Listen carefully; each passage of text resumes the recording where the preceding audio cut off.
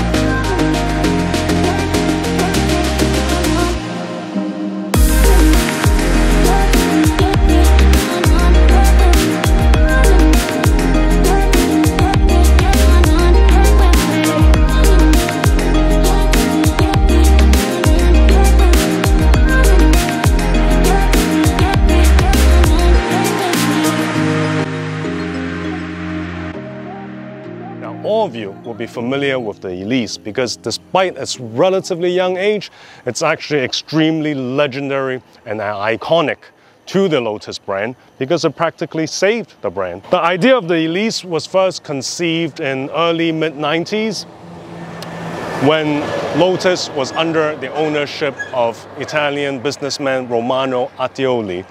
At that time, frankly, Lotus wasn't doing that good. They still only practically had the Esprit, which was completely outdated and should have been retired years ago.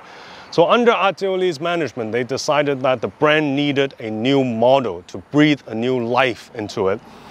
And with that, they decided to go back to basics, go back to the Colin Chapman principle of less is better. And as a result, they came out with this small, compact car that we know today as the Lotus Elise. You're looking at a car that weighs only about 700 odd kg, which is extremely light. And they were able to do that with a fiberglass body and an aluminum chassis, which is bonded by aviation grade glue for solidity and for lightweightness. The engine is what we call a Rover K-Series engine with about 118 horsepower, which is not a lot, but because the car is so light, it's able to do 0 to 60 in 5.8 seconds, which for the 90s is actually pretty impressive. But as you'll see later, this car is not about your sheer power, it's not about the acceleration, but it's about the driving feel, it's about the handling. And as this whole package, when the car was first released about, I think, 96, it was a hit right off the bat. I remember back then the automotive media world went nuts. Everyone was curious about what this is. Everyone was interested. They had lots and lots of orders. As a result of which, this Elise lasted for 3 generations. So the one we have here today is the S1. Then they went with the Exige, and then they had the early S2s, which continued to use the Rover engine, the late S2 with the Toyota engine, then the supercharged version, and finally the Series 3 Elise and Exige. Now the Elise gave the Lotus, the modern Lotus, a golden era throughout its lifetime, during which time Lotus did try to release other models such as the Europa, which was rubbish, and the Evora, which frankly wasn't that good in the beginning. It didn't really redeem itself until its later enhanced models such as the 400. But during which time the Elise, on the other hand, never dropped the ball. It was always on top of its game, it was always capable, always popular, and that's how it became the flagship model of the Lotus brand. Now the car we have here today is what we call the Shah Alam version, which is where it was built in the Proton factory in Shah Alam, Malaysia. So between 1997 and 2003, I think the Lotus would send the parts such as the drivetrain, chassis, etc. to Malaysia, and the cars will be put together in Malaysia. Apparently, there were about 180 units of such Malaysian-built Elises in period, and they were distributed and sold among Asia Pacific, including Hong Kong. Now, one rumor is that the fiberglass of the Malaysian cars is actually use Malaysian glass, which is quite cute, meaning, if true, this car has a genuine Asia element and DNA in it. Now, the owner of this car has kindly offered his car for me to review today. It will be my first time ever driving an Elise S1 and also the first time driving around Singapore. So let's see how that goes.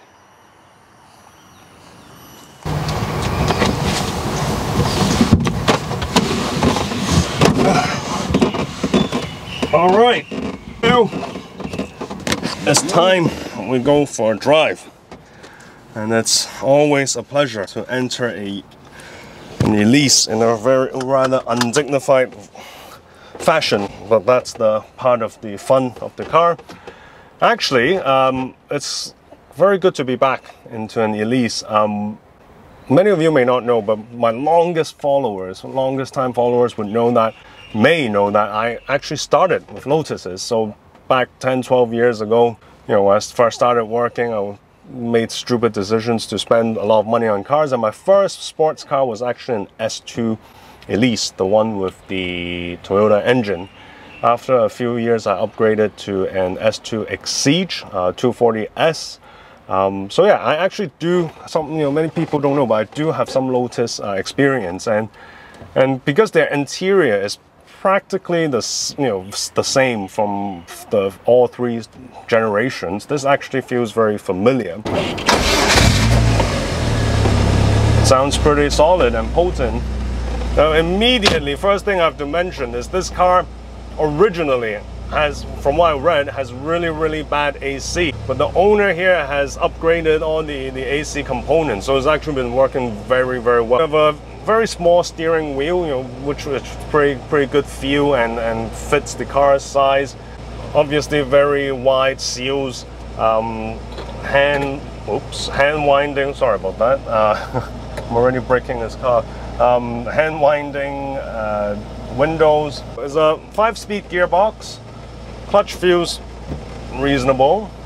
I think the clutch is original, but the short shifter is not, so there's a really short shifter on the car. So let's go. The clutch pedal and gas pedal is pretty easy to modulate. Didn't need any installing to learn.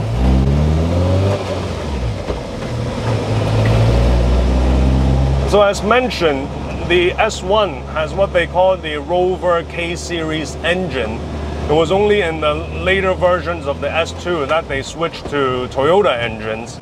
And first of all, frankly, I always think they should have gone with the Honda VTEC engine instead of the Toyota. Honda engines are so much more character. The Toyota's engine's okay, but it's just not a VTEC. But for whatever reason, they always stuck with the Toyota engine. But I've read online, before this test, that the Rover engine, although supposedly, allegedly, more difficult to maintain than the Toyota engine, as you would expect, is more raw. It's more raw, it's more powerful in the sense of the punch. And immediately, just the sound, I can kind of see that, because it sounds a lot more mechanical and potent. But caveat though, this car does have an aftermarket exhaust, so that could be why. Despite having an aftermarket exhaust, it's not too loud. I don't have to shout for this. It's reasonably okay. That's before I step on it. So let's find out how it goes, when I step on it. So the owner has kindly brought me to this, what was described as the only windy road in Singapore. It's looking quite well. It's a bit busy. It's a Saturday morning today. I don't know the road well, but let's try to give it some beans and see how it goes. I'm in second gear now.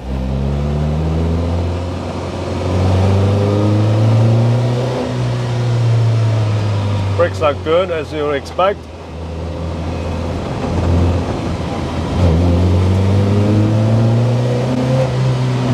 Now, when you're stepping on it, the whole engine noise and the potentness does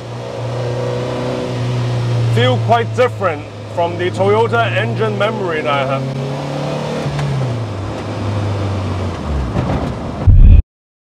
Now the brakes are good. You see the abrupt stop, and that is because, as it turns out, cyclists are a worldwide problem, not just Hong Kong.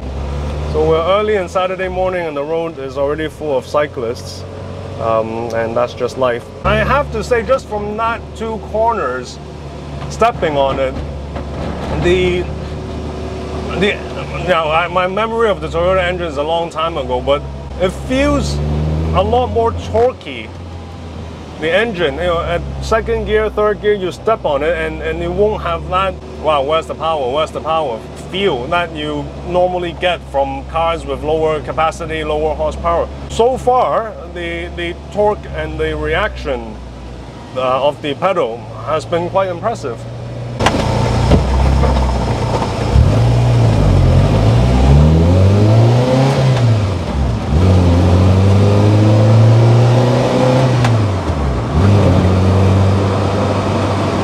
So that was quite a short, windy road, and now we're going onto the highway and towards the airport direction. I've been told that's a longer way and clearer roads.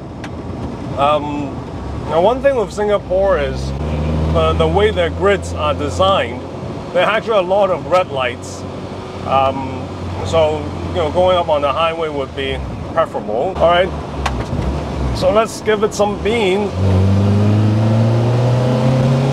This is pedal to the metal.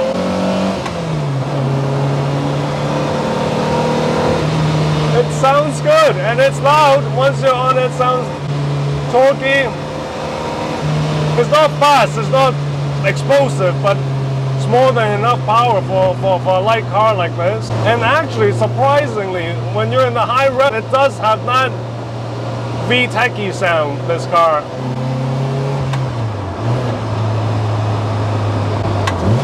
Easy to heel and toe.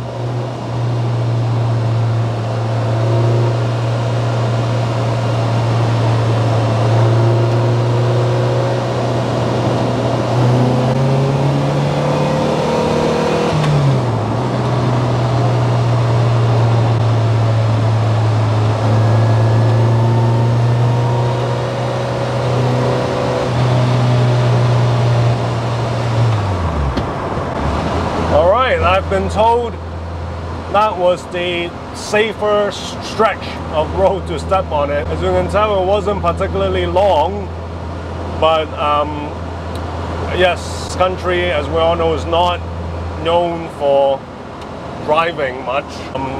I've been talking to my friend, the owner of this car, and he said, obviously, you either go to Malaysia, which is supposedly quite easy for them, for better roads and some opportunities to step on it, or you wake up really early in the morning to beat the traffic, to hopefully avoid some cop. But that was fine. At least we got some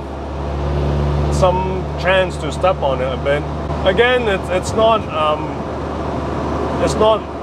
sort of explosive power. In fact, when I commented on the torque, I realized the low end torque is actually better than the top end. Once you're really stepping on it, on the top end, the car does run out of breath a bit. But this car is not about highways, it's about your mountain twisty road.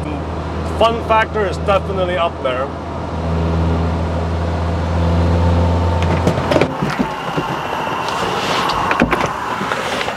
Well, I hope you guys enjoyed that video. If you did, please give us a like, please subscribe.